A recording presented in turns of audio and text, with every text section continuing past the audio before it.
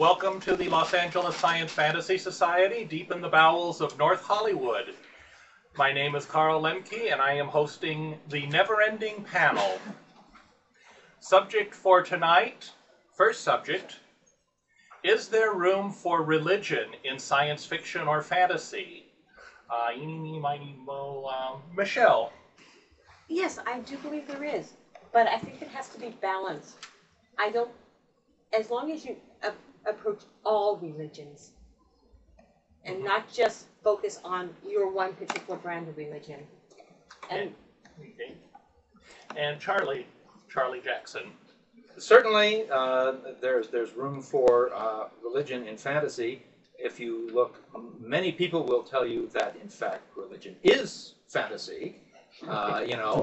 Yesterday's religion is today's mythology, and every generation figures they've got it worked out, and they know exactly what's going on with regard to the hereafter and the Almighty and all these things. And then somebody comes along with a newer, better idea. Certainly at least two members of the Losfas over the years have come up with what they thought were better ideas. One of them started Scientology, and the other started Herbangelism, the worship of the comic book character Herbie Popnecker. And if that isn't fantasy in religion, I don't know what is. How about Cthulhu? Well, Cthulhu, is that science fiction? Yeah, that's science fiction, and that's and of course we who know him personally know that his name is not easily pronounced in English. The best equivalent is Cthulhu. Gesundheit. You're welcome. Excuse me, can I ask a question? For those people who don't know who or what Cthulhu is, could you explain it? Yes, it's an elder god from before the rise of man in the H.P. Lovecraft stories. That a character that has kind of leaked out into other people's fantasy worlds. A creature that, if you actually look at him, where your eyeballs burn and melt at the same time, but who looks kind of like a little like Davy Jones in the Pirates of the Caribbean movie, if you took away the nautical motif, which is why he is often referred to by people who know him even better than I do, like, say, Bruce Pels, as Old Spaghetti Face. Thank you. Well, of course, my answer is actually hell yes. Religion's part of the human condition, for better or worse. And it's going to show up in any kind of real life, whether you want it to or not.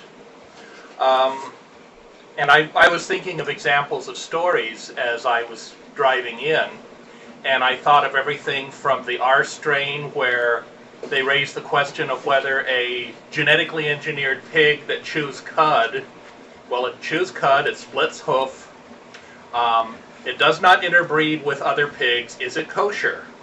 And the answer the rabbi came up with was yeah.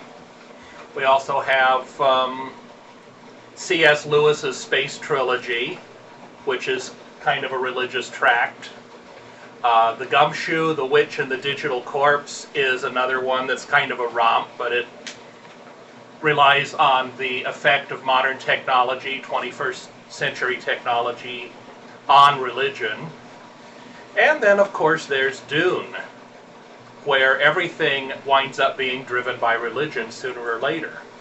Do you have any... Well, yeah, I'm reminded of the fact that the original Battlestar Galactica, which was pretty universally despised for its incomprehensibly stupid storylines, suddenly made a whole lot more sense when you found out that the Cylons were led by a guy named Count Eagly, who was in fact Satan, even if he did look like John Steed. And once it's clear that it's Satan and his minions tempting these outer space guys, led by a remarkably Mosesian character, namely Lorne Greene, the 55-year-old man who had 3 45-year-old sons in his previous TV show. I found Battlestar Galactica to make much more sense. I didn't think it was any better. I liked it because when I was watching it, I had 2 girls who liked to sit on either side of me and make smart remarks. Michelle, and then the Well, audience. go ahead for the audience. Okay, Arlene, you have a question. Yeah, I have a question. Well, you brought up C.S. Lewis, and in the Chronicles of Narnia, it is very clear in the storyline what he's talking about is Christianity.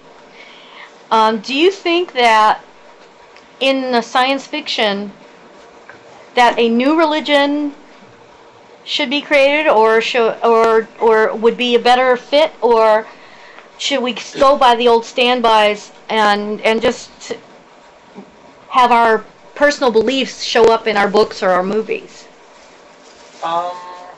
Someone want to take? I would think that it would depend on a lot of factors. The setting, the author, and just how well writing and how well researched. If you're going to start your own religion, you better have it researched. You better come up with why did they come up with these beliefs. Because if you go back to Judaism, if you go back to Christianity, you can trace back exactly where the beliefs started and why the rules are. And so if you want to start your own religion, if you're on a different planet or a different society, then yes, you would. But you need to also have it planned out of why they believe this way, where did these gods come from? Yes.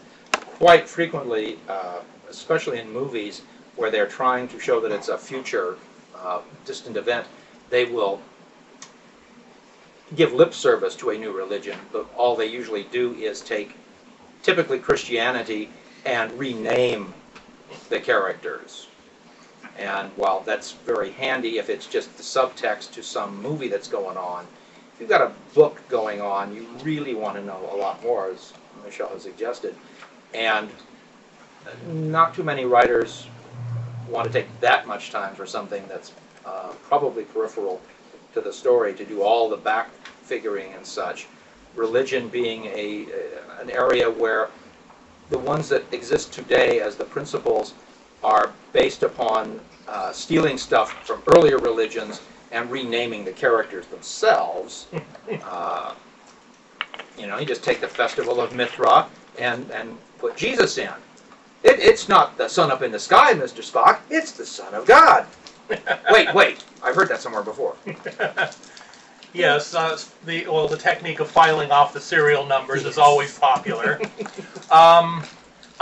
I do recall, though, some stories, the Romulan Way, for instance, where the author invented an elemental religion, sort of an animistic religion, that the Romulans themselves invented in jest and started taking seriously. They forgot to tell the next generation that it was a joke. Yes. And there are other stories where that kind of thing has happened, either accidentally or on purpose. I guess, go ahead. You were talking about futuristic societies where they just renamed Christianity. There was one, I don't remember the story, but I do remember the one plot line where the main character, this young boy, kept praying to this god Ashen. And later on he comes to the statue, and it ends up being a statue of George Washington. That